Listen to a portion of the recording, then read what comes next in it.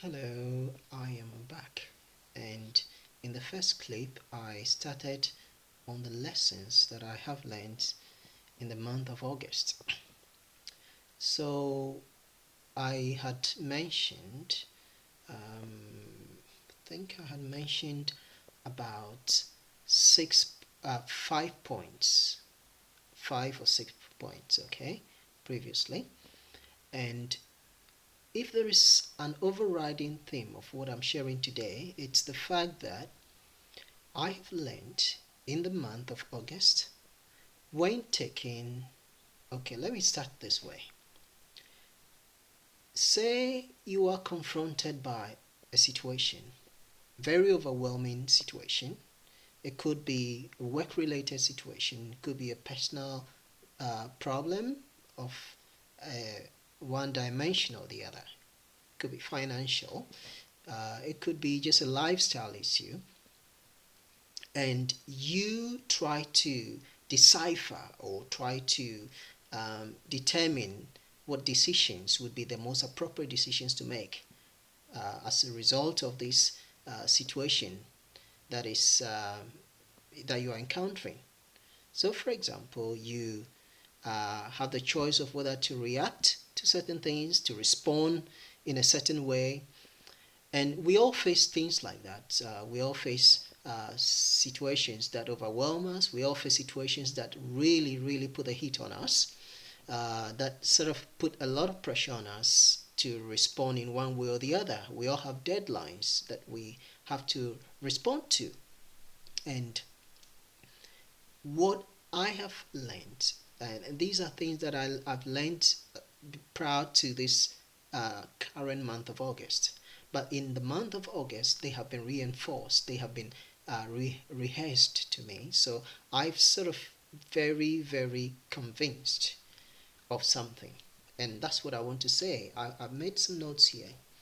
When confronted by negative emotions such as fear, discouragement, anxiety, make sure you are not paralyzed into inaction. And you know what? What triggers these emotions? It's our circumstances. Maybe words that we are rehearsing in our mind, or words that have actually been directed towards us. Maybe people have expressed an opinion, maybe a critical opinion, or maybe something constructive. However, uh, the things that happens is this responses, this triggers a response in us, and in the form of emotions, sometimes fear, discouragement, anxiety, and these are just some of the what I'll classify as negative emotions.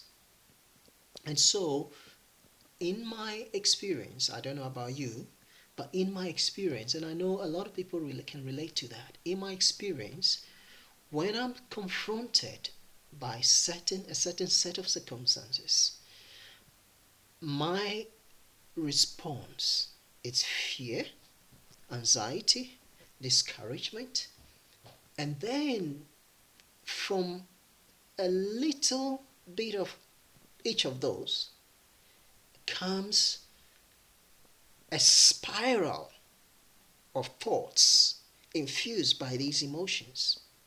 And then eventually I find myself being driven by these thoughts and often paralyzed into inaction,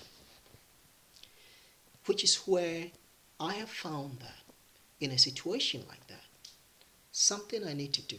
I just need to do something about that situation.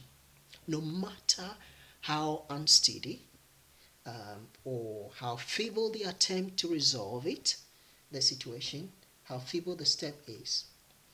Because I find that the very effort of doing something, the very effort of challenging the situation, the very effort of embracing the solution way, the very effort of being solution oriented, um, releases creativity in me.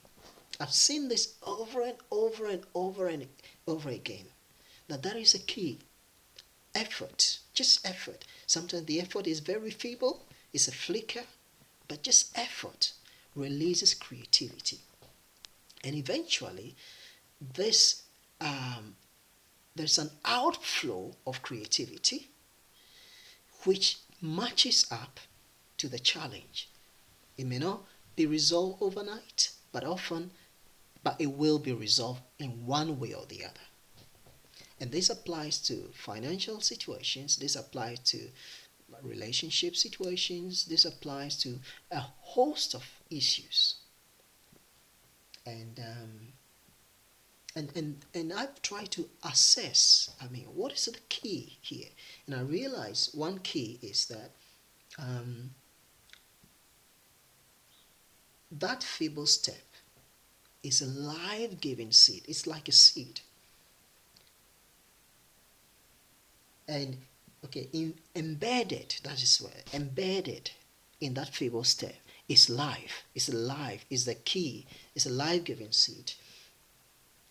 And with the potential of piercing the darkness that threatens to dominate us.